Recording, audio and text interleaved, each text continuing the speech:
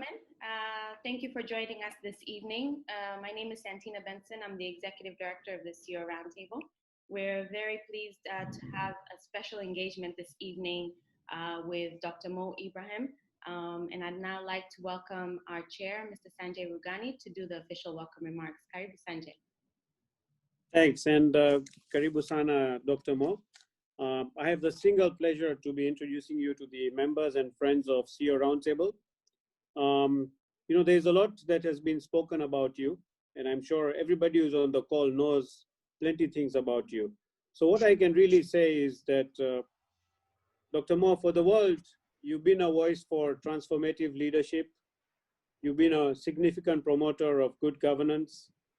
And for the world, you've been a shining example of the continent of hope, who many talk about, but you have been a purpose. For Africa, you've been an icon, a role model, clearly a very brave leader. We've heard you, we've felt you, a big corporate guru, a champion of many causes, and somebody who's really unlocked the potential of the continent. If anything, you've been a spectacular example of that. For the future leaders and the youth, and we've tracked what you do, you are a purpose of hope. You are a champion of people, planet, prosperity, passion, and more importantly, purpose. Dr. Mo, with those words, I want to welcome you to this evening with CEO Roundtable. We would like to hear you. Thank you. Thank you very much, Sanjay. I mean, this is wonderful and very flattering statement, and I am probably blushing. I hope I don't have much lighting here, so you don't see my red face. But thank you. You've been very kind, and I hope that I meet any of these criteria you said about.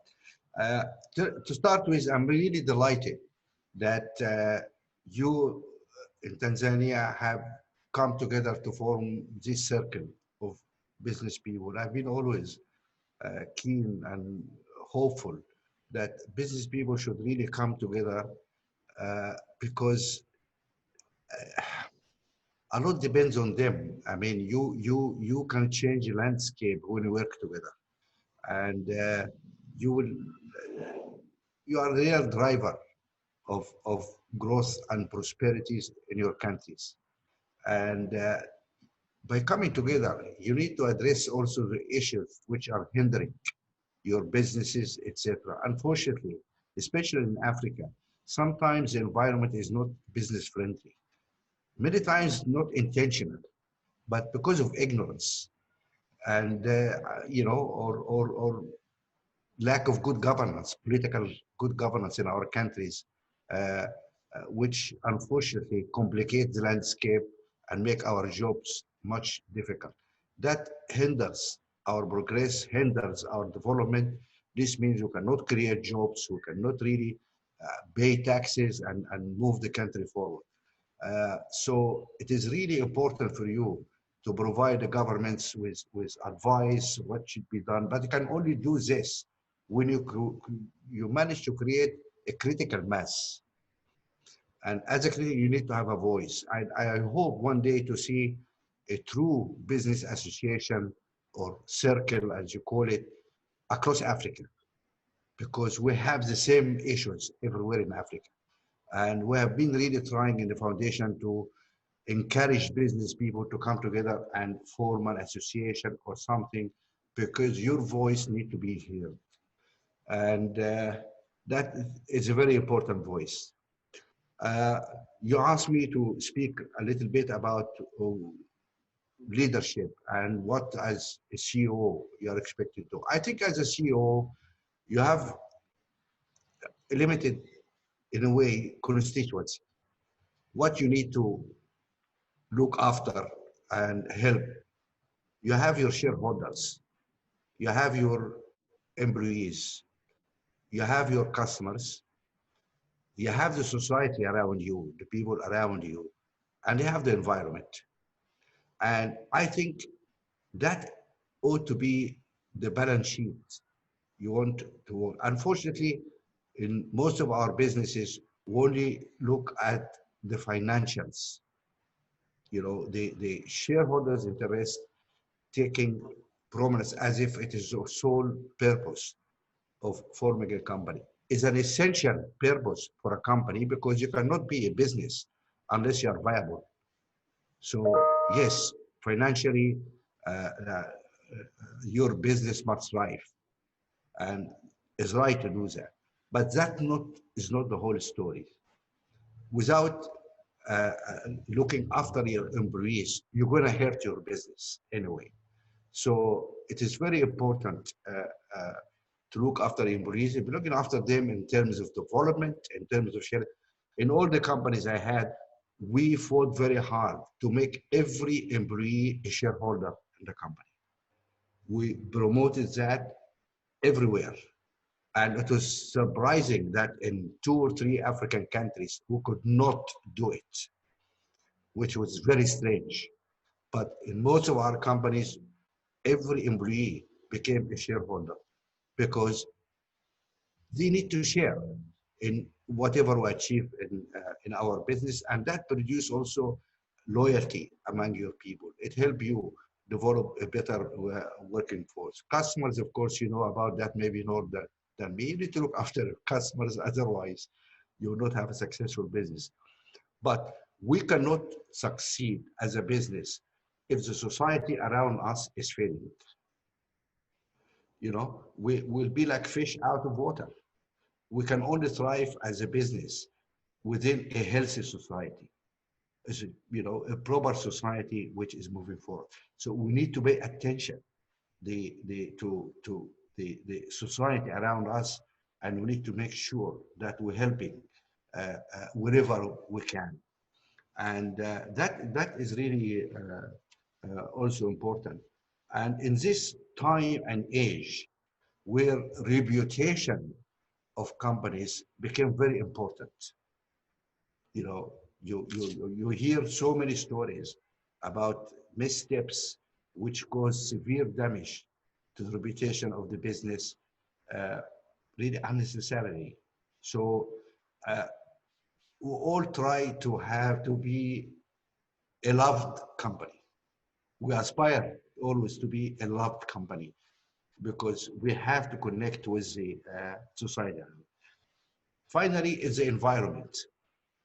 And unfortunately, we as a human race, we are paying scant attention to the environment around us. We assumed that as people, as a human race, as a species, we are invincible. And this planet, you know, is us. The planet is not us.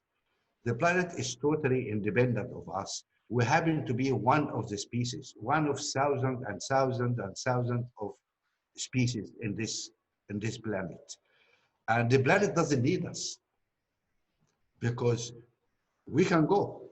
I mean, if we keep doing what we're doing and we have not been able to check the rise in temperature, we'll be gone. And we will take protection of the environment. Actually, the protection of us. The planet doesn't need our protection. The planet will always survive. It gone through ice age, it gone through fires, one time when volcanoes, it goes through all things, and different species prosper during whatever environment there. Whether it's an ice age, whether it's a hot environment, other species will thrive, but the human race can go. And so what we need, this is an act of selfishness. We are not asking people to look at the environment as something need our, you know, to be kind to them. No, be kind to yourself because the planet doesn't need us. We need the planet.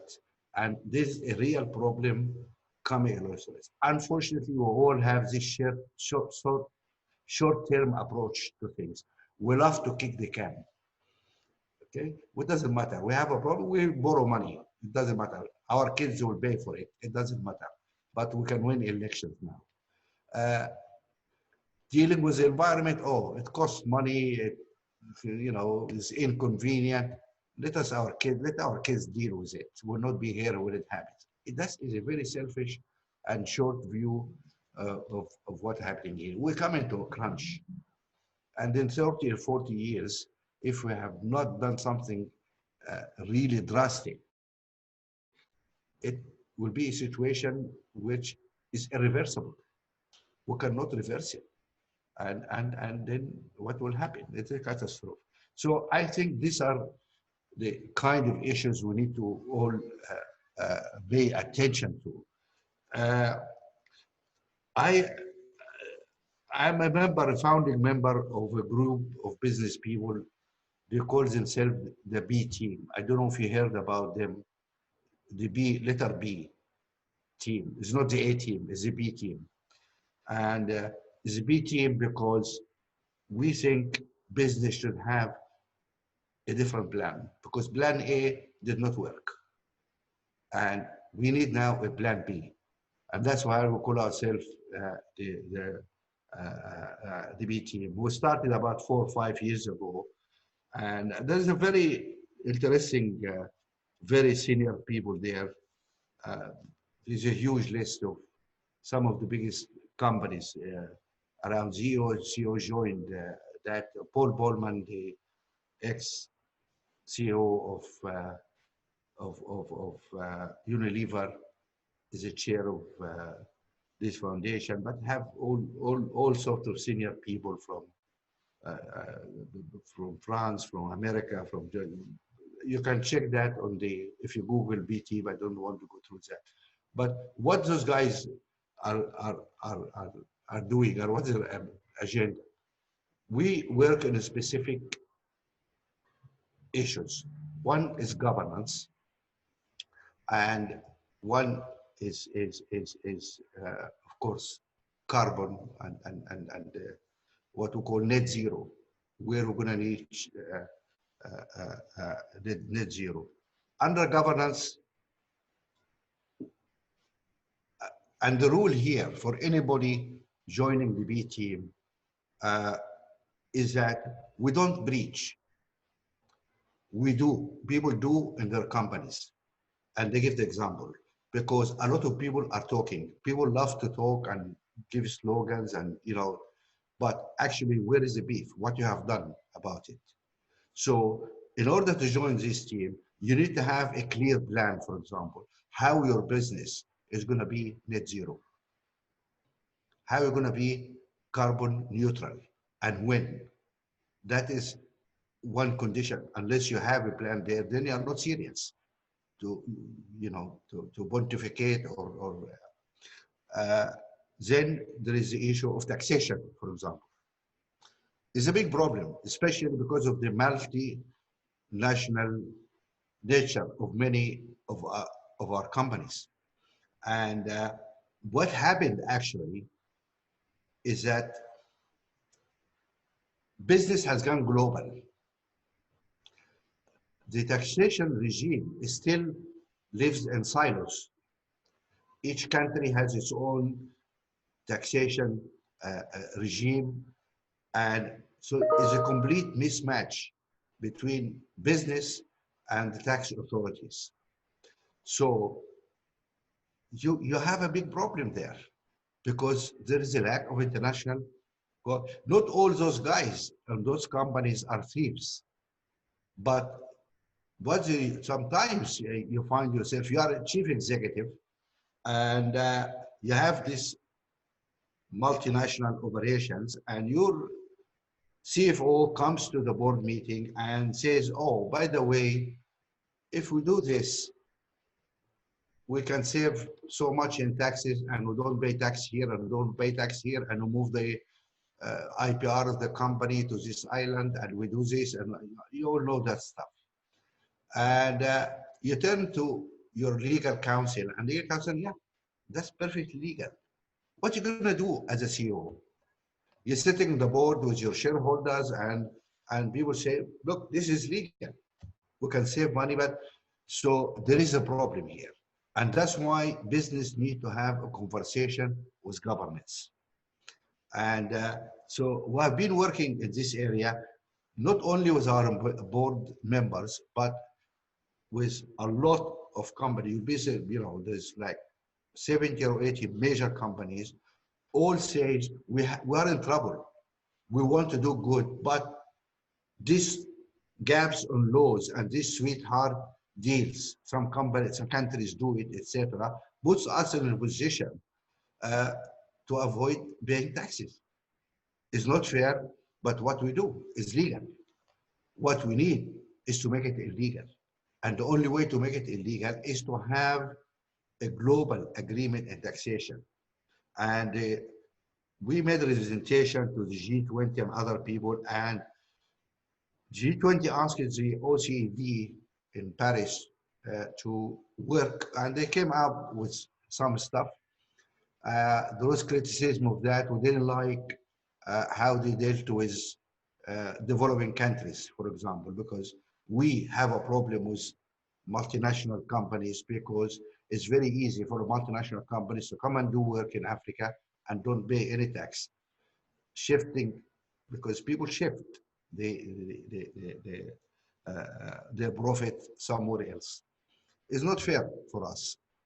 So what we need is a fair system where we don't overtax companies, because they need to survive also, but taxes are paid fairly where profit has been made, not shifted to other jurisdiction, etc. So it is a fair taxation. That's why we call it responsible taxation. So we want a responsible taxation. And it's very interesting that the business people, I mean, I invite you to go to our website to see it. You will see huge number of big companies committing to say, yes, we want to do the right thing. Let us get this done. It's straightforward. Of course, also the issue of corruption is very important, and people need to sign up on this, you know, bribery and all this stuff. Under governance also, and I happen to chair the governance subcommittee of the board, we also looking at the supply chains of the companies, because that's important. This supply chains includes companies, mainly in developing countries. And for issue, for example, like human rights. Is business against human rights? No. We think people working for us and our supply chains must respect human rights.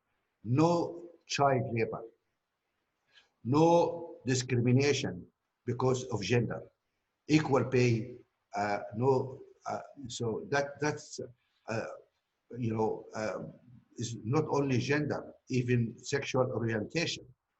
We have no issue with people who are homosexuals or lesbians or whatever.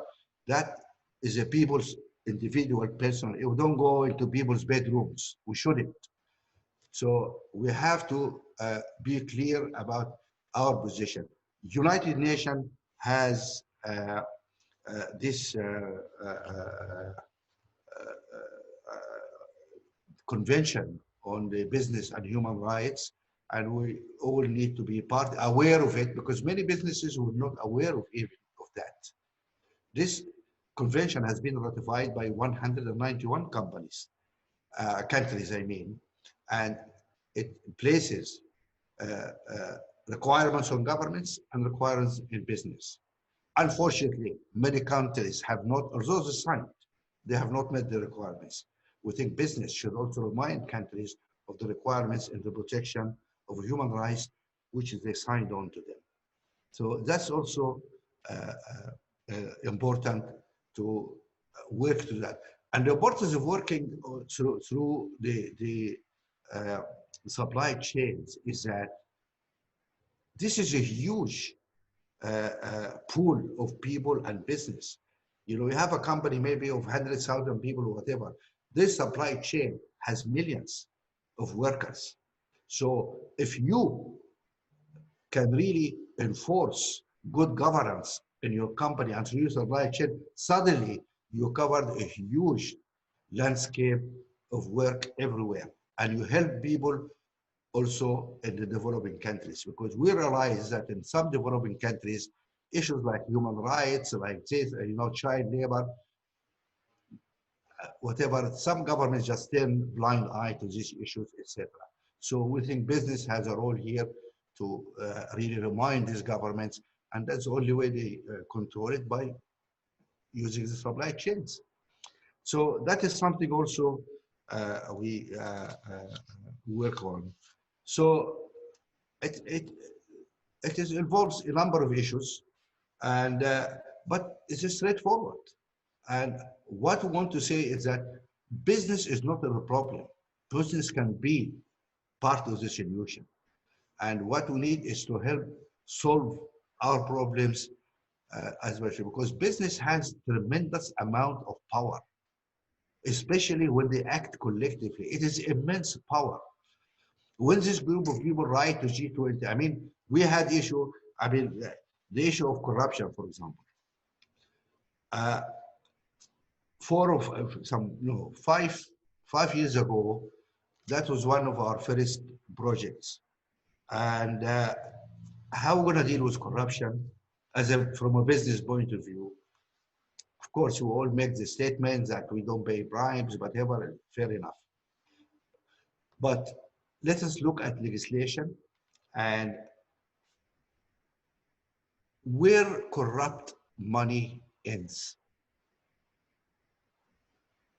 Corrupt money does not, people don't put it under the mattress or whatever. They all go to certain jurisdiction where you can have anonymous companies. You all know about anonymous companies. Companies which nobody knows who is the beneficial owner of this company, right? You all heard about this. Now, we ask the question then, what is the social or financial or logical need for companies which are anonymous? So from business point of view, and you all run businesses, you cannot have in balance sheet a subsidiary or a company which nobody knows its ownership. You cannot do that. So who is doing that and what for? And the conclusion was, the people, drug dealers, if you are a drug dealer, where are you going to put your money? You cannot put it in the bank because it, is easy for police to catch you. What you put it somewhere where you have a trustee companies and it is, nobody knows who owns it or what you're doing. If you are a corrupt president or a politician, you are not take your money and go to Standard Charter and Sanjay, can you please put this 10 million in my account there? Because immediately everybody will know, questions will be raised. You cannot do that. So you have to go and use an anonymous company. So we said this is the getaway car, for corruption. And so let us deal with that. If you can end this class of companies, you have dealt a major blow to corruption. I work as a businessman or whatever. I made money. It's fine. It's there under my name. People know why I made it. Why I need to hide it? You don't need to hide it unless there is something criminal there behind that, corruption or whatever. So, but it was so interesting because I remember that was the G20 in Australia, I think. And so Paul at that time, the group of people made a presentation to the people there. And it was very embarrassing. Paul asked the question, why you guys have this? If the business people say we don't need it, why you have the legislation? And following that, actually, there's a lot of good action. I mean, David Cameron at the time was the Prime Minister of UK, and he said, guys, I'm going to pass. And you remember he had a big conference in London about corruption. And, Buhari was there, and I was there, and it was a very interesting statement, and they passed a law Uh, the idea came now of having a public register where all this company will register in public. We wanted that register to be public. Some countries, a lot of countries now passing laws about this. But unfortunately, some countries say, oh, we will not make it public, but any other tax authority anywhere in the world ask us, we can give them this information. That's a good step forward. So if you have a corrupt president or whatever, you have a regime change, you can go after this money and check who owns what, where, etc. Uh, I just want to end this part by saying this tax havens or where people go and hide their money or corrupt money, in people's imagination, these are like leafy islands in the Caribbean or somewhere. This is not true, you know? And actually, United States in Delaware, they have more anonymous companies than in Panama. You remember Panama Papers and all the fuss about it. This is a fraction about what they have in Delaware. And it's so surprising that the biggest fight we have is United States, which is supposed to be the country standing against corruption, but the lawyers working in Delaware, because they are the trustees, they make a lot of money out of these companies. They are fighting tooth and nail against passing legislation. But we are winning. We're getting there. But that's a big fight. I just want to say that because this abuse you from thinking that all this just little island in Caribbean or somewhere, this is where, no. London was a big center for corruption. America, United States of America is the biggest center of corruption at the moment in this categories of companies. So it is something prevailing. European Parliament has issued a wonderful resolution. So all Europe now, they cleaned up the act. So we're getting there. But that can happen because business people can come together, become really a critical mass, and then go and put the politician in notice. Why are you doing this? And then things happen. So that's why I welcome the fact you guys coming together, and I need to say, hope to see more of you, more circles like this across Africa. We need that. We need your voice. You need your advice. You need you guys to help develop policy in your countries, etc. That's something is essential, not only for your business, but for the well-being of the country itself. Anyway, I stop here and to allow you to have a conversation and a discussion. So please, Sanjay, I pass it back to you. Dr. Ibrahim, thank you so much. We are very happy to have you with us and give us some challenging thoughts this evening. And you've challenged, I think, all leaders on the call as well. So we've already had some questions that are coming in, and I'll ask that all participants raise some questions through the Q&A. And I know Mr. Manik also has a question for you as well. But I'll start maybe with an initial three that we've received and I think are very relevant to some of the subject matter that you've touched on this evening. So we actually have two from one of our members, Mr. Hans Lem, who is the CEO of Green Resources. And he asks you this, please can you share with us your perspective on what you see as the fundamental differences, but also the similarities between successful leadership in business versus that in government? And what are the recommendations for bridging the gap towards meaningful development?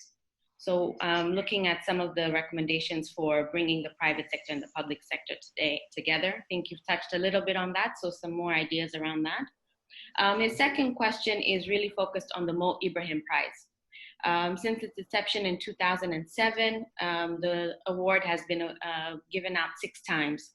However, in the past 6 years, it's only been awarded in 2017 to President Ellen Johnson of Liberia. Is this an indication that the leadership on the continent is on the decline? And what's the criteria used for awarding this prize? Is it no longer applicable? What are your views in terms of the absence of awards? And then maybe the final one, also looking at your leadership journey, is referencing really your journey with Celtel.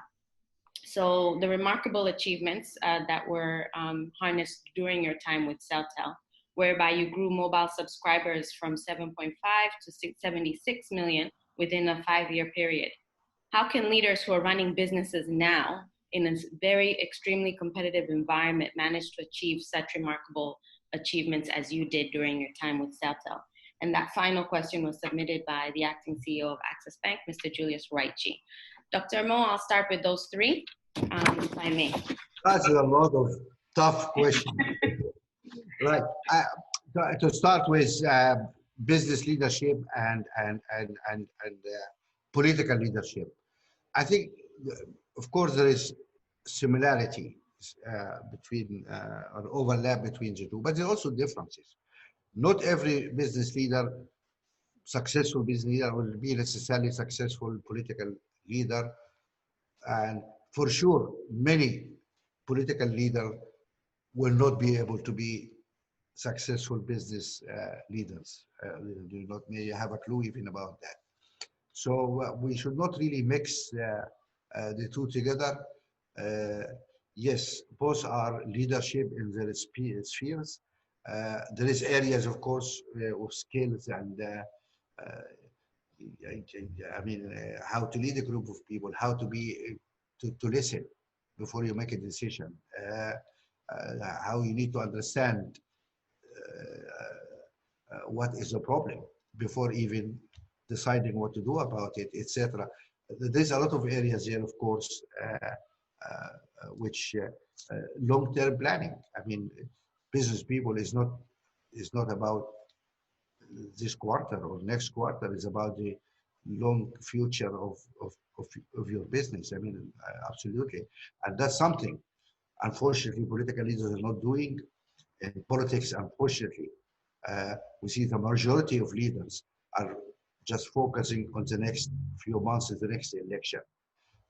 That's why many essential decisions in governments are not being made.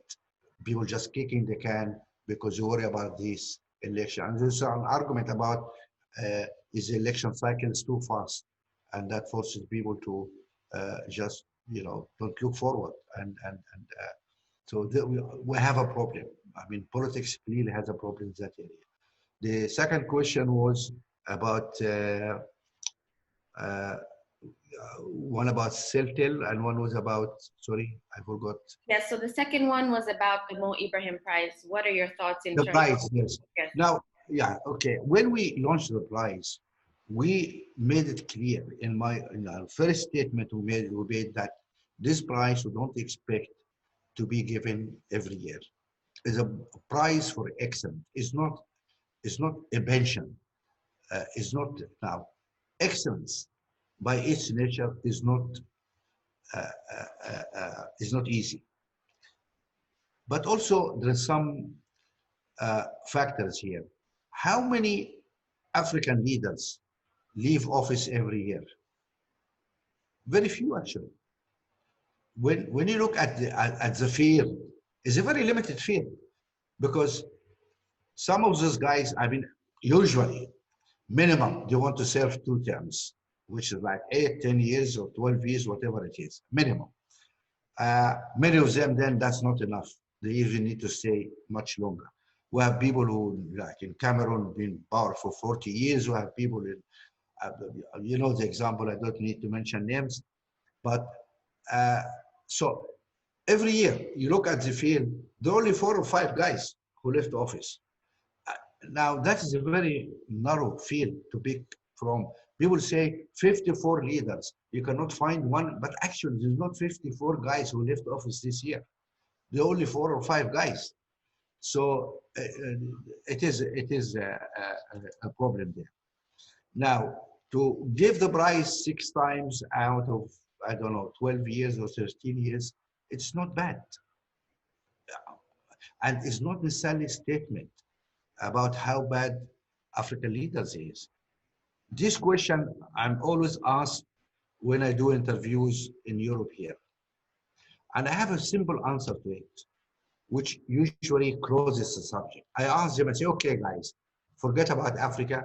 We are going to offer this prize for the wonderful European leader who left office in the last 3 years. Can you give me names? We have 12 years. Can you do a name of 12 guys who left in the last way? Who would just give me one name. Give me 2 names. And people immediately laugh because they look around. I mean, where is the wonderful leadership we're talking about in Europe or elsewhere? I mean, so leadership is not an easy, especially excellence in leadership is not easy. To whom we give it a prize? Think about it. Europe today. Anybody in Europe deserve a prize? You know, who left office? Not, yeah. Or even in office. I cannot think of many European leaders who satisfy the criteria. And Europe has like, you know, a European Union, 27 countries. And then the other guys, where are they? So we don't mind that. And actually, when we don't give the prize, there's also good conversation. And the conversation is why? And that's what we want the people to talk about. That's the whole objective of the foundation, to ask why. Where are we? Why we don't have good leaders here? What those guys are doing? We want that question. And so that's good. So I'm happy, not only because financially it is better for us as you know, from our own balance sheet as a foundation, but because it achieved our objective of having the discussion. So we had a discussion now about it. If we gave the prize last year, you would not ask me that question.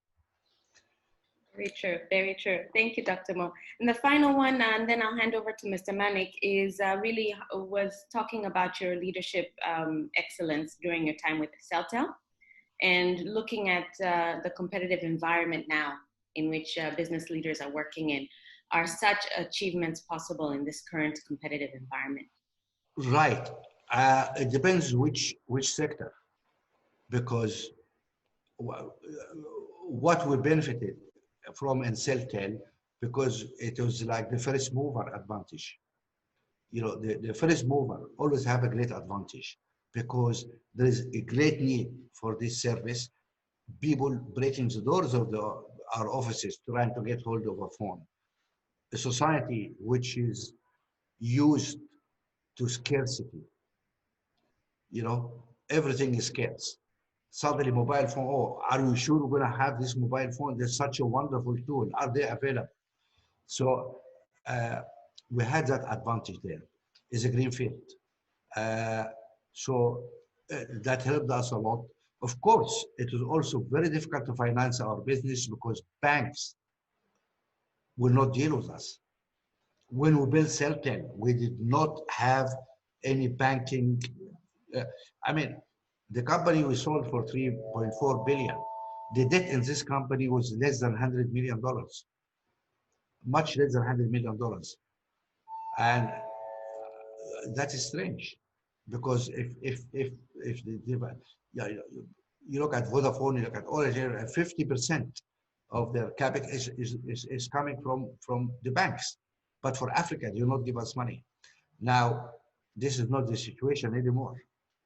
I'm sure, Sanjay, if you're willing to give people more money now that you were able to do as sustain, you maybe didn't even have enough dollars at the time. But things have changed. So that is advantage, but this advantage, of course, is that there is a lot of competition. A lot of competition, it makes it tough. But then you need to look at other new sectors.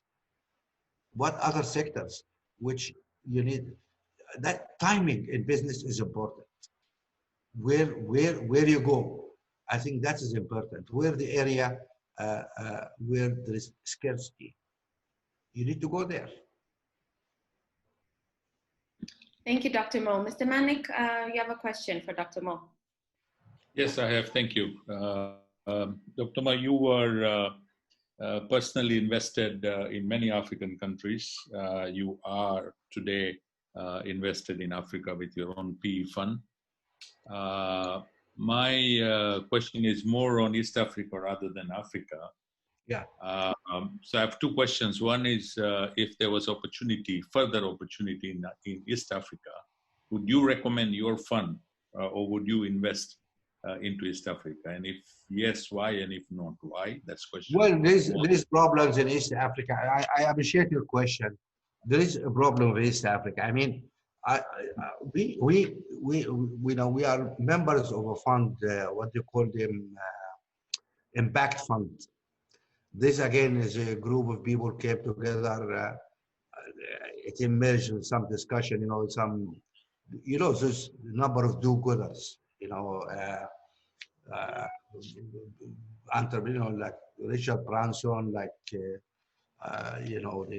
Salesforce CEO, the guy who did LinkedIn, the guy who did this. There's all these kind of big fish who are all good people, wonderful people. And they get together, they will talk about, okay, let us do something. I said, look, guys, just put your money on the table. So those guys teamed up with TBG. TBG is a big fund in San Francisco. And TBG said, okay, you kick off this and I'll raise. So those group of people bought $500 million. Those guys raised $2 billion and they started the first fund. That was about 3 years ago. And we said, okay, good part of this must go into Africa. And we have been working very hard to try to find a place in Africa to invest. And we have no aversion. Unfortunately, we create problems for ourselves. I mean, one company we invested in was a dairy company in Uganda. That's East Africa, yeah? A big dairy company there, which send most of milk into Kenya. Now, for no reason, harassment started. They stopped the trucks at the border. Guys, you have something called the East African Community. They have free movement of goods over there by law. Why the police is doing this? But of course, there's hanky-panky there. What is happening? Is it the president family has a big dairy company in Kenya. Is those guys doing this to stop competition because Ugandan milk is cheaper than Kenyan milk? I don't know. But when you invest, you need rule of law. You need clarity and rule of law. So I end up very embarrassed because those guys call me and say, Mo, you guys dragged us to put money into this. They put a lot of money there. And we have problems now because we cannot. And then they go to the court and say, oh, yeah, sure. Then following week, they do so. It's just harassment for no reason. And so rule of law is important. And some countries in East Africa, unfortunately, are deteriorating. I mean, in Tanzania, there's issues about rule of law. The government arbitrarily was, judgment on business and harassment of business people is legendary. Actually, I don't know of a single business person in the world who is willing or happy to invest in Tanzania. And you ask them, they said no. This country is off the radar because there is no rule of law. And those guys change their mind every day. And they create their own laws and they apply it retrospectively. This is not rule of law. So this is the thing, unfortunately, our leadership in Africa does not appreciate. That you think I can go and grab a little piece of this company and get a little piece of this company. Well done, bravo. But then what will happen? Nobody's gonna come. So in order to make a little gain by picking up something of the current business here, you actually deprive your country from a huge investment and more business coming into your country and more tax collection for your country. You are shooting yourself in the foot. This is a short-sighted approach, unfortunately, of the so-called leaders in our countries. This is a problem, and people need to explain to those leaders. The problem is those leaders have no understanding of economics, no understanding of business. They don't know how the world runs. And this is a problem. And you cannot just go through it by speeches and you know, you need to understand how things work. And this my, you know, I speak honestly, and you know, I know you guys cannot comment on this because where you are, but at least I'm here, I can speak. Thank you. Thank you very much, Dr. Mo. So we still have questions coming in. So the next question I will pose to you is, as CEOs strive to achieve leadership excellence, how do we incorporate inclusivity as an important benchmark at the same level as other mainstream milestones? And how do we institutionalize inclusivity and not leave it as a charitable now and then event?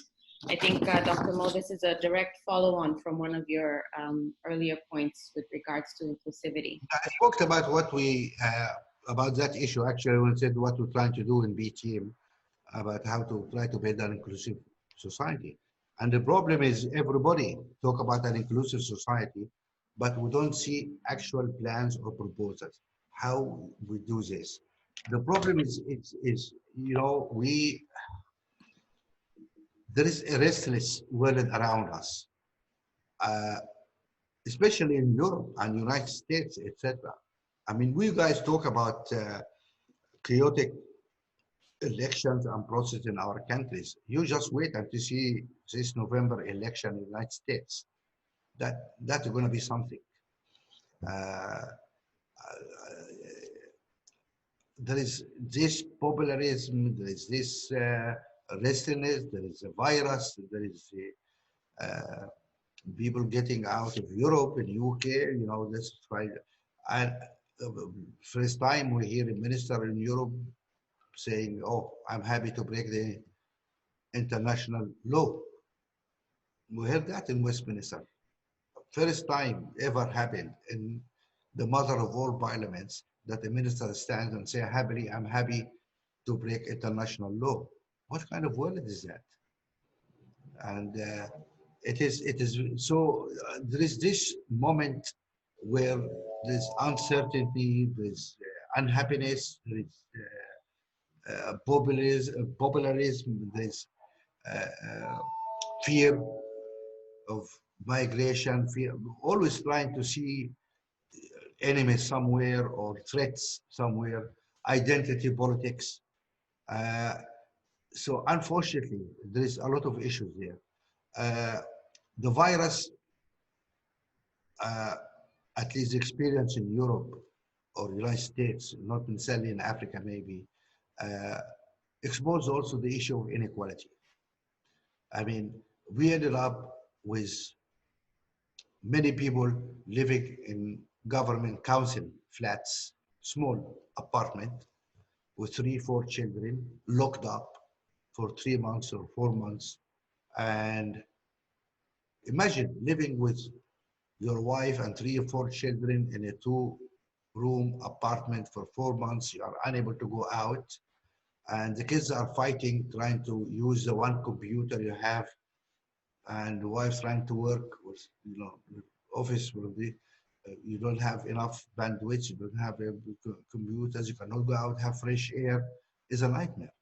It's a nightmare. I mean, domestic violence increased by 3 times during the lockup period.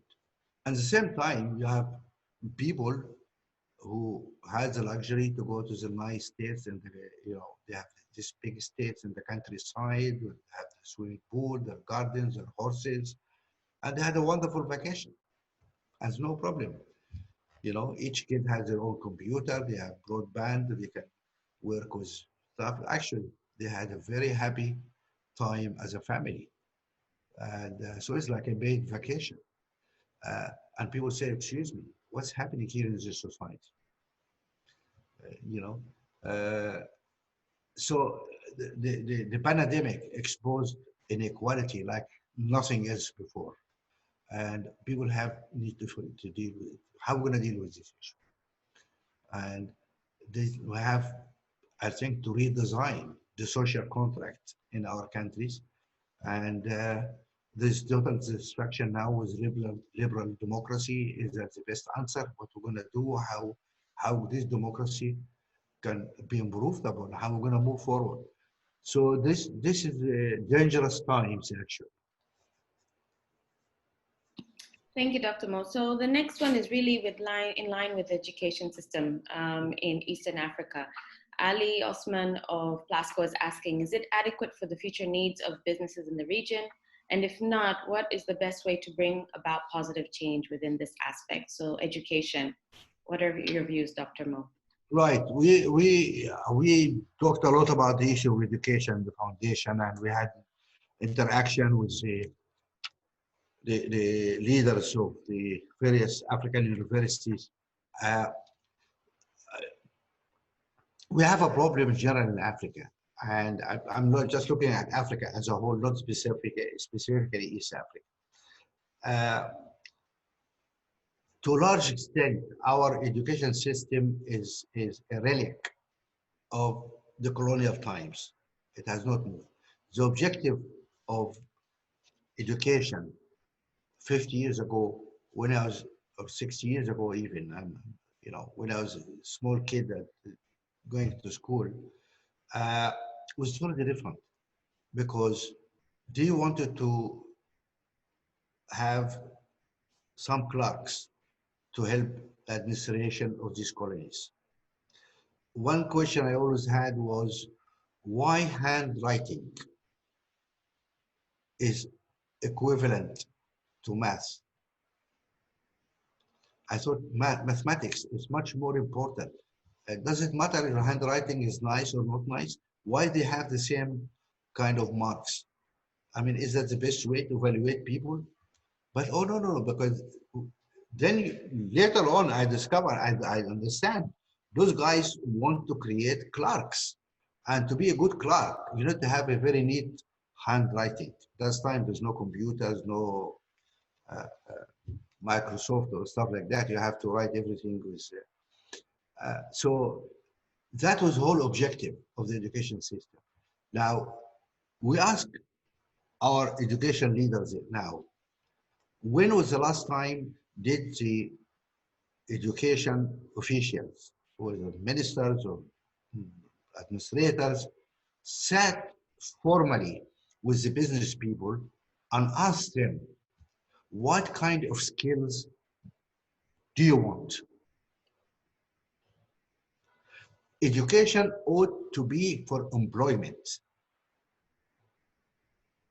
That is the main purpose of education. Of course, there's other nice things. Education produce to better citizen, better culture, better this, but the central objective here is employment. Every year in Africa, we have 15 or 16 million young people coming to the job market. Who is creating 15 or 16 million jobs? Who? You guys should create this. But how are you going to create this if you don't have people who are able to come and work in your business? Skills which are needed. This is the problem. There is a mismatch between skills and job opportunities.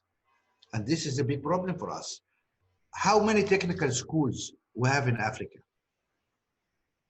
Technical schools are maybe the most important education institution in Germany. Because this is the guys needed. Who build your Mercedes cars, who does your refrigerators, who does this, or whatever they build, the aeroplanes or bridges or roads or whatever. It is skilled people. You need technical schools to skilled people. Unfortunately, we don't have many of these schools. Everybody wants a white-collar job because we have been conditioned to respect white-collar job. So as a young kid, your grandmother, everybody, oh, I would like to see you as Effendi, as, sitting in an office, shuffling papers and signing papers, respectable. This is our old ideas about jobs and respectability. But if you work with your hand, oh gosh, you're a worker. Yeah? Can you go and marry a beautiful girl if you are a mechanic? The first thing you say, oh, have you been to university? It doesn't matter. You went to university and studies poetry in the 16th century. You cannot get a job with that. But you are a university graduate, you are welcome, you can marry our daughter because you are a university graduate. Now, I am a very skilled mechanic. I fix tractors, I do this. This is a wonderful job, I make money.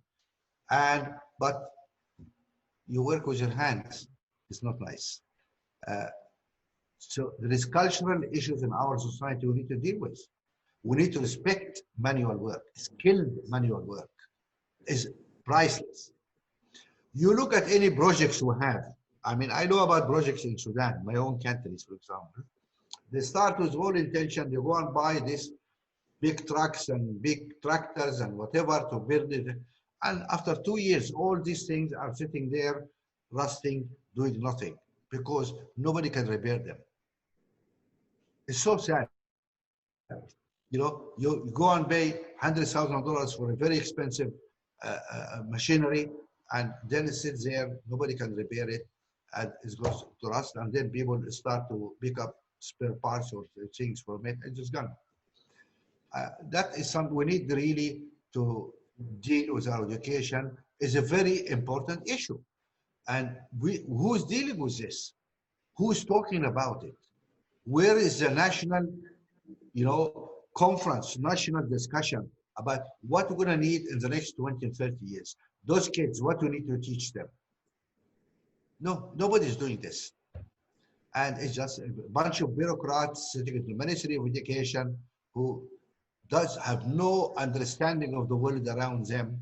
They don't know what business needs, what you guys need in your bank, what you need in your factory, what you need in your business. They don't know. They have no idea about what's going on. And this is the guys who decide the future of the next generation. And people say, oh, we're going to be the factory of the world. Excuse me, what factory of the world? We don't have the labor force. Anyway, that's a long answer, sorry to the question, but I'm very passionate about this. That is the future. And you know what? Unemployment means destabilization of our countries, mean terrorism, mean destruction of our society, of our way of life and our businesses. We have to understand that. Those kids coming up and no jobs, what are they going to do? It's going to be mayhem. Thank you Dr. so Mo, I was just going to tell Dr. Mo that we have actually run out of time. With your permission, can we take 10 more minutes? Yeah, Rashid, go ahead. Yeah. Thanks. Santina, we can do 2 more questions and then we get to Mark. Thank you. Thank you.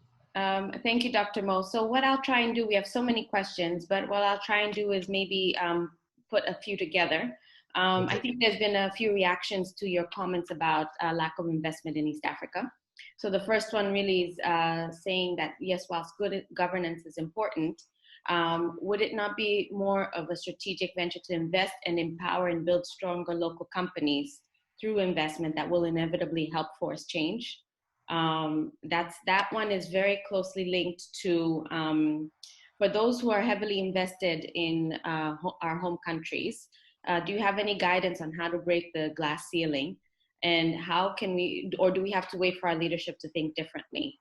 So I think these two can be connected in some way. And then Dr. Mo, if you'll allow me, an additional question, which is really overarching in terms of your view of leadership. What are the areas where you think that we need to impact? So as you respond to that, we have some questions that have come about in line with entrepreneurship. What have you learned along your leadership journey? Would you do anything differently? If you could, what would you do? So maybe that could be the final question before we hand over to Mark.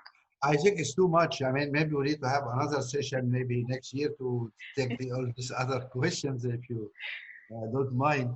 But I did not understand what was the first question exactly. What you talk about big corporates? Sorry, the investment. Yeah. Yes, it was focused on investment.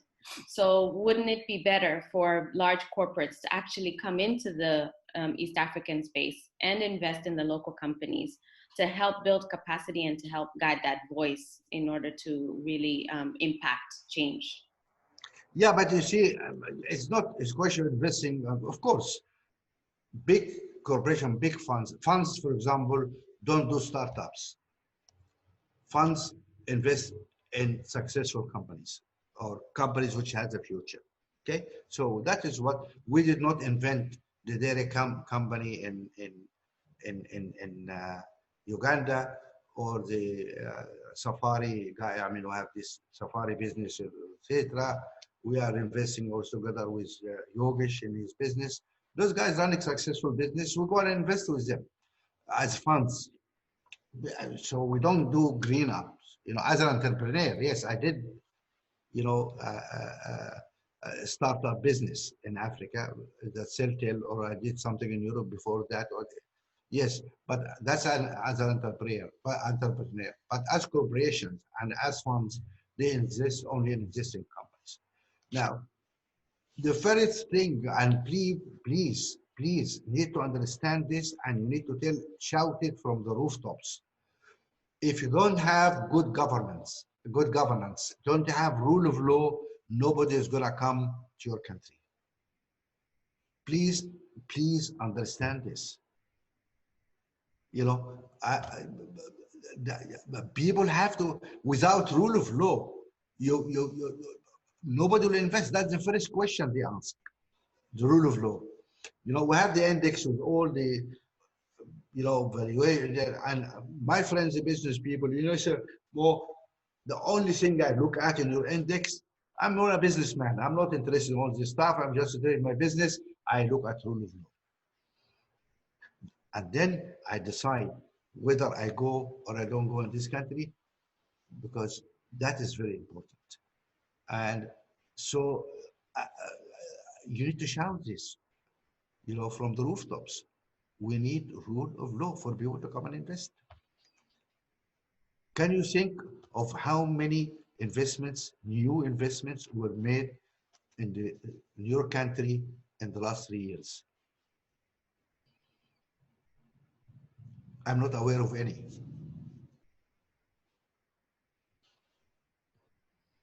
Why is that? Your country has a great potential, and really it should be, but that applies to a number of countries where people feel there is a problem with rule of law. And this is something we need to speak frankly about. You cannot hide it, you can push it under the carpet or pretend it's not there. I mean, it's a fact. Sorry, what the second question was? So maybe just to follow on to that, examples of where countries have actually changed that tide. How did they do it? How did they manage to actually get leadership to sit up and change their positioning with regards to rule of law? Maybe if you could just clarify on that final point, and then really your leadership journey, final comment, Dr. Mo. What would you do differently? Who has influenced you? So maybe if you can just give us a final view of your leadership journey and what you would like the CEOs in this group this evening to take away. I think we're running out of time, to be honest. I mean, we agreed at 10 minutes, we already passed 10 minutes. I'm not dodging this question, but if we, I'll answer the first question. I'll leave the personal one, maybe I'll answer the first one, which is about leadership. Leadership is, I don't know where it comes from. Somehow it comes from the people. Where Obama come from, I don't know. But of course, it has to have the environment. I mean, I recall in one of my speeches, I was talking about how the opportunity for young people, and I said, if you know, this guy Obama, who's a nice guy, but I like him, but if his father took him back to Kenya, where Obama will be today. And I suggested he will be driving a bus or driving a tuk-tuk. He doesn't come from one of the big ruling families. He's nobody. And I said, he'll be lucky to drive a tuk-tuk. And later on, I met Obama, who invited me for dinner when they were in South Africa. And he said, he took issue with me. And he said, you know, you said so and so and so. I said, yeah, I'm sorry. I said, I don't mean disrespect to you. You know, I'm just giving an example about the opportunities. I mean, this guy, 45 years, was elected as president of the United States, as a young guy. We don't elect 45 years people as president in Africa. We only elect geriatrics. You look around you, all the guys ruling us are in their 70s and their 60s, and you know, they want to still to go. And people 90 years old will stand for election in Africa. It's a joke, but it's true. And so I say, look, I mean, this guy is for. So when Obama said, you know, Mo, you underestimate me. I said, you say I'm gonna, if I go to, I was taken to Kenya, I'll be driving a tuk-tuk. He said, you totally underestimate me. I'm a very resourceful guy. He said, you know what? I'm gonna be driving a big bus.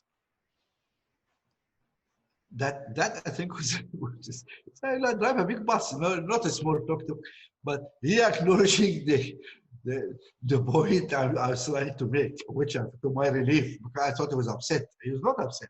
He said, this is a good point. Anyway, so here we are.